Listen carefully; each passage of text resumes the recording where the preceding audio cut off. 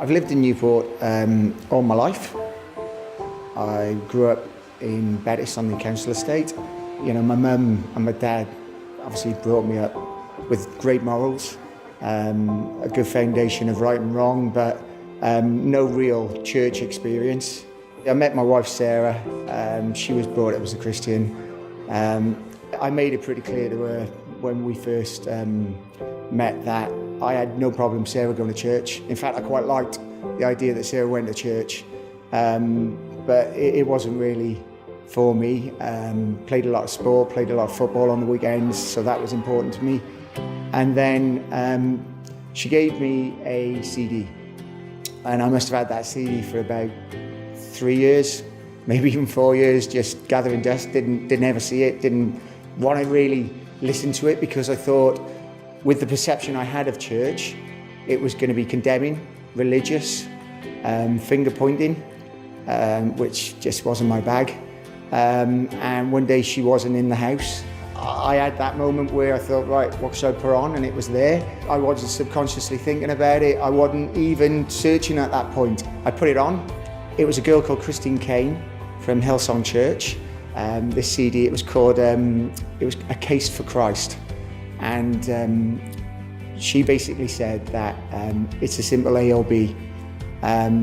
We live on a ball, floating in space, and it's a simple A, chance, B, creation. On my initial first couple of times to coming to church, I probably came to trip it up, not really to believe. And the more times you try to trip it up, you get more evidence to say it's true than it's not true, and that builds up faith. 13, 14 years along the line, I'm walking around with Jesus tattoos on me and just, you know, trying to influence as many people as I can with what I do. When I do tell people that I go to church, 9 times out of 10 they're surprised. I did it before I came to church, you know. I had a perception of church and a perception of people who went to church.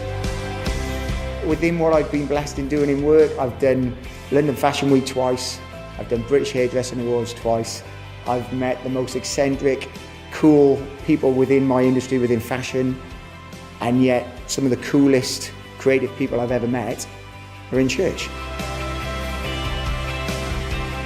You know, the one thing which God has definitely put on my heart is realising that the most precious thing is time.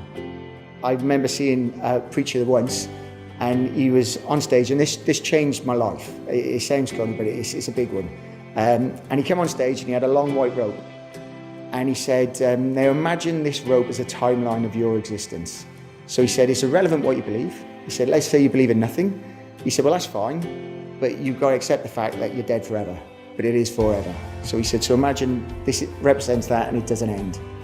And then he said, now imagine you believe in something, and that something, being heaven, is forever. He said, so again, it keeps on going forever. So either way, whatever your belief system is, we've all got one, and it keeps on going forever.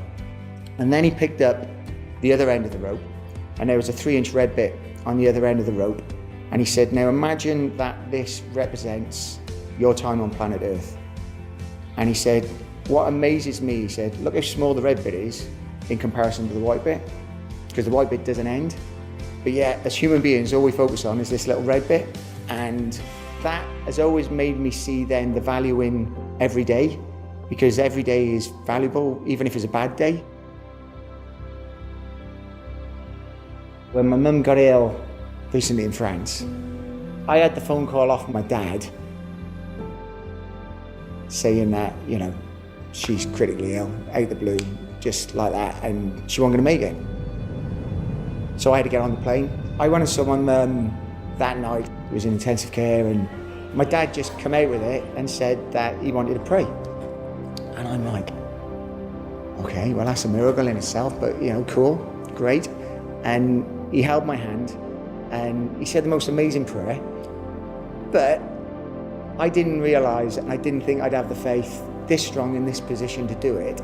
And I said to my dad, I said, if she dies, I don't want you to think that that's an unanswered prayer. And he's like, what? What do you mean?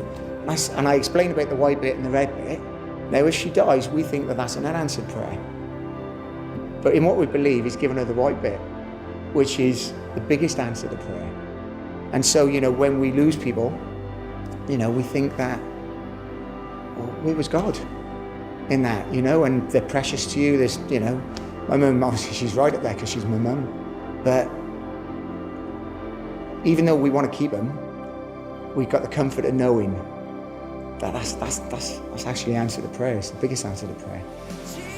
There's two types of happiness. There's caffeine happiness and there's true happiness. Caffeine happiness is things we chase, whatever that may be, and we've all done it. I've done it, you know, if it's holidays, cars, whatever, and those things are important, but, you know, it's like caffeine. You get it, you're up, then you come back down, then you want the next thing, you're up, and while you're up, you're happy, but it's not sustained happiness. True happiness will always be a who, not a what. It'll always be someone, not something.